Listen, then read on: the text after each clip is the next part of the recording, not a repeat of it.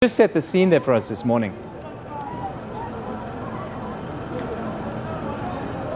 Good morning to you, Evan, and good morning to the viewers at home.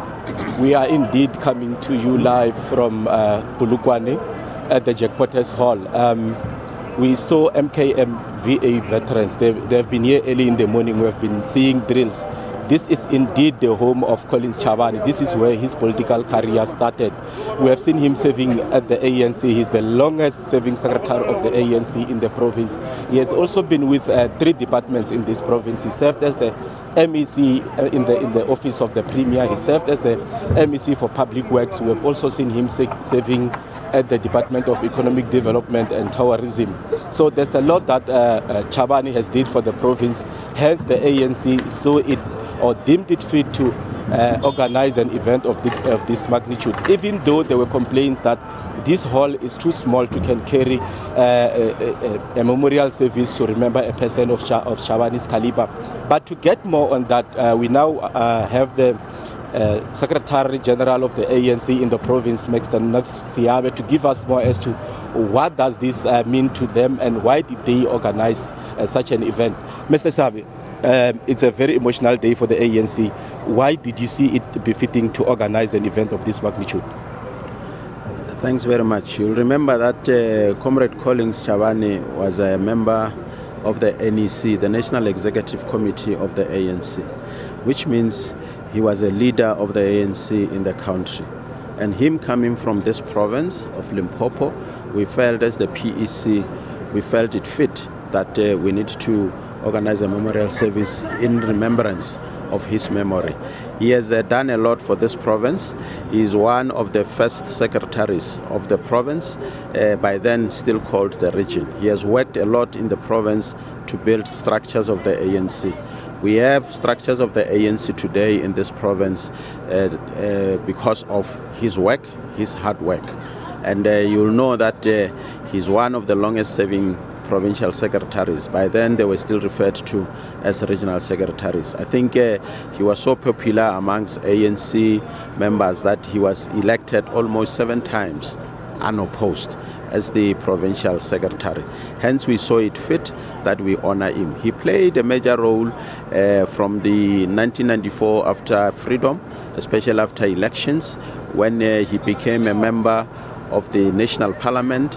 He was then called back because of his hard work, his importance, and because he was still the provincial secretary, he was called back to the province to become MEC in the office of the Premier. By then the Premier was still Comrade Ramatlhodi. In the following elections, he was then appointed as MEC for Public Works, a role he executed with distinction. At that time, combining the 3 homelands, the road infrastructure was in a bad state, but he had to play his role to make sure that the road infrastructure, if you compare the road infrastructure by then and now, you realize that those who came after him are taking from where he started. He laid a very good foundation. From there, he was appointed MEC for Economic Development. Our province is now known worldwide in terms of tourism because of his ideas. He went all out to make sure that he sell the province of Limpopo, its beauty, its serenity, and its tranquility. He was the man behind all those. He then, because of his leadership capabilities, the members of the ANC saw it fit to elect him again into the NEC of the ANC, and then he was then elected into Parliament in 2009, then appointed by the President to be as one of the first ministers in the presidency, Minister for Performance and Monitoring. And because of his performance, that is why in the elections of 2014, the President saw it fit to appoint him as Minister of Public Service, so that he's able to deal with the challenges we are facing in the public service. Mr. Seabi, we understand that at the funeral itself we're expecting about 10,000 people. Briefly tell us about this memorial service. How many people are we expecting? As we were planning for this memorial service, we're planning for about 3,000 people. We didn't want to plan for more because of the infrastructure, and because we want to deal with the memorial service within the very shortest time, so that we allow the family to travel to Chikundu while it's still early. And tomorrow at the funeral, we're expecting about 10,000 people. We have put aside 120,000 buses, which are distributed throughout the provinces, which will be under the control of regional secretaries of the ANC. So anybody who has interest in using the buses as transport to Chikundu can talk to the regional offices, and they will get details on the and as far as pickup points are concerned. But even during the course of the day, we'll be able to announce more details in as far as pickup points are concerned. And lastly, Mr. Seabi, let's talk about Minister Chabane's role when he was the NEC member of the ANC. How does he assisted you as the current secretary? What I've learned since I worked with Minister Chabane, especially in the NEC, is that he's a very good listener. And once he has listened to all divergent views, when he comes in with a solution. Hence we say he was a strategic thinker, but at the same time, he was passionate about the respect for the Constitution. He played a major role in the reviewing and amending of the Constitution of the ANC. So that is a Constitution that we respect, Constitution that other liberation movements respect, is because of his contribution. He was a hard worker. I knew Mr. Comrade Chabane, when he's given a task, it doesn't matter whether it is at night, early in the morning, he'll carry that task with aplomb. Now, those are some of the traits that I've learned from Comrade Chabane, and we hope will be able to pick up the spear where he has left and move forward, make sure that the ANC become even more stronger. But I'm tempted to ask you this before I let you go. What will this province miss about Chabane in particular? We will miss his guidance. He was always amongst the people of this province. Whether there is an event of a comrade, he will be there. Whether there is an event of the ANC, he will be there. He was almost around in the province. So he was almost amongst the people, and he will always give guidance as to don't go take this route, take that route. He always educate us. Whenever you find him, he will talk politics and educate us about the ANC. We have to leave it there. That was ANC Secretary in the province, Mr. Knox Seabi, explaining the role that Minister Chabane played in this province before he was elected into the NEC of the ANC and into the cabinet. The man known as Mchabiseki, which translate into honorable. That's how he was known, the animal. It's back to you at the studio.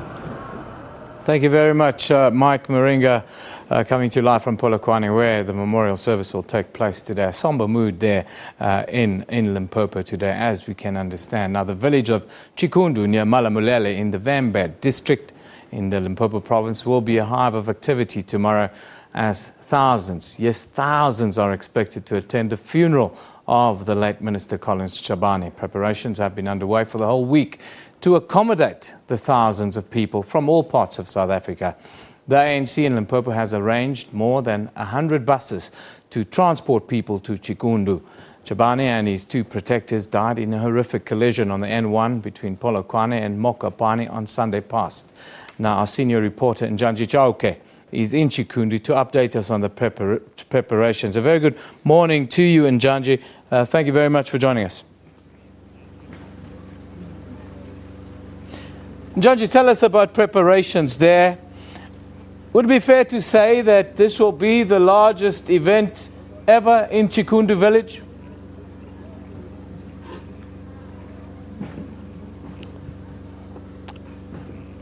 Yeah, Ben, the line is very bad, but what I can tell you is that it's been a very busy week for the Chabane household and for Chikundu villagers since that announcement that Collins Chabane had passed away in that tragic accident. As you can see behind me, preparations are underway just a day before he could be buried on Saturday. We know that the family earlier this morning left for Polokwane to go and identify his body. We saw a number of family members arriving here. They were taken in a bus to go to Polokwane to identify his body before the burial tomorrow, Eben. Like yourself, Njanji, Minister Chabane is a local man, born and brought up in the Chikundu village. Tell us about the respect and how he's regarded in his home village. The people around his home village have been supportive of the family indeed since that announcement was made. They speak very fondly of him, many saying they will miss him, especially for his role that he has played in the community, not only in this village of Chikundu, but in South Africa at large. Earlier this morning, we saw some of the pupils walking past the Chabane household here on their way to school. We stopped them a bit just to have a short chat with them. Most of them saying that he was supporting some of the food security programs there at school. He used to pay for their trips to go on those trips to the Kruger National Park. So you can see Collins Chabane, the kind of person that he was from across the board, the number of people that we have spoken to, all of them, from those people that he served with in the liberation struggle as well as the community, they really have fond memories of Collins Chabane. Also describing that this is a sad loss to the community of Chikundu because he was that person who was a beacon of hope for Chikundu, and he had put their village on the South African map, Eben. Njanji, thousands of people are expected to descend on the village tomorrow. 100 buses are coming there. Will this village be able to cope with the influx of people? Yes, this week we saw hundreds of people already coming through to the village. 2 days ago, there was a memorial service that was held not very far from the Chabane household. We saw hundreds of ANC members from the province, from Thohoyandou, and also from the many villages that are found here in the region of Malamulele. They spoke very highly of Collins Chabane. Some of them, they went to school with him from a very young age. One of the ladies that we spoke to said that she met Collins Chabane when they were still in Standard B, telling SABC that Collins Chabane always liked singing, just like his father. He loved singing. He was a very jolly child. And then yesterday, Griselda Lewis also managed to speak to one of the people that gave refuge to Collins Chabane during the tough days of the liberation struggle. There's a mountain not very far from the household here. As you know, that he joined the ANC at the tender age of 17. And when he went underground, obviously, he became a target of the security police. So Collins Chabane couldn't stay at home. He was underground. He will come back in the dead of the night, coming to ask for food from some of his old friends here in the community. And those people just explaining that they were also scared of the police, but they will give him food quickly. He will arrive at their house looking very hungry. They will give him food and he will rush back into the bush to carry on with his liberation struggle duties, Eben. Njanji Chake, thank you very much for that update, coming to you live from Chikundu village, where that funeral will take place tomorrow. Proceedings will start at 9 a.m.